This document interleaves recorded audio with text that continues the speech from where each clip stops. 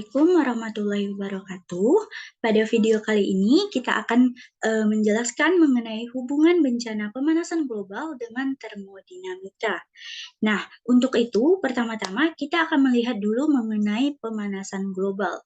Pemanasan global atau global warming adalah adanya proses peningkatan suhu rata-rata atmosfer di laut dan daratan bumi. Nah, penyebab dari pemanasan global yaitu karena efek rumah kaca, peternakan, adanya pengundulan hutan, adanya penggunaan CFC yang berlebihan, variasi matahari, dan efek umpan balik.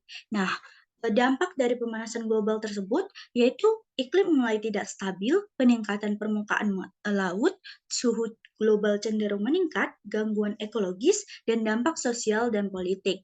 Nah, untuk itu kita bisa mengatasinya dengan cara melakukan reboilisasi, mengurangi penggunaan kendaraan pribadi, menghemat penggunaan energi, meminimalisasi penggunaan plastik, gunakan produk ramah lingkungan, dan jalankan pola hidup sehat dan hemat.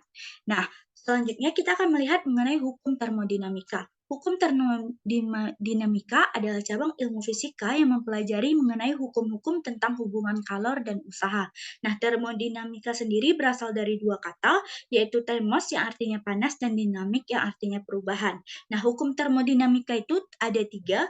Yang pertama yaitu hukum nol termodinamika yang berbunyi jika dua buah sistem mempunyai keseimbangan termal dengan sistem ketiga, maka ketiganya akan mempunyai keseimbangan termal satu sama lain. Nah, hukum pertama termodinamika berbunyi dalam sebuah sistem tertutup, perubahan energi dalam sistem tersebut akan sama dengan banyaknya kalor yang masuk ke dalam sistem, dikurangi usaha yang dilakukan oleh sistem tersebut. Nah, hukum kedua termodinamika berbunyi kalor mengalir secara spontan atau alamiah dari benda yang bersuhu tinggi ke benda yang bersuhu rendah dan tidak mengalir secara spontan dalam arah kebalikannya. Nah, selanjutnya kita akan melihat aplikasi hukum termodinamika 2 pada proses pemanasan global.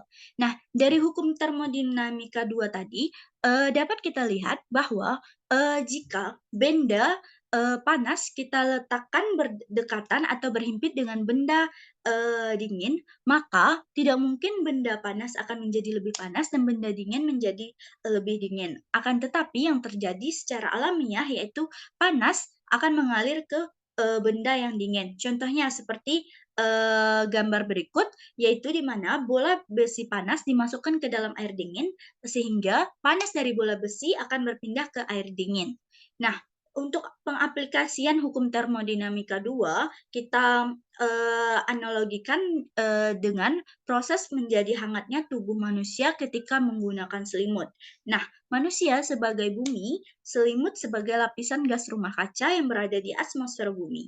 Nah, manusia menggunakan selimut serupa dengan bumi yang dilindungi oleh lapisan gas rumah kaca seperti CO2, CH4, N2O, dan H2O. Nah, panas dari matahari kita analogikan sebagai panas yang diterima oleh tubuh manusia dari luar. Nah, aktivitas manusia yang menghasilkan panas di permukaan bumi dianalogikan dengan panas yang diproduksi oleh tubuh manusia melalui proses metabolisme.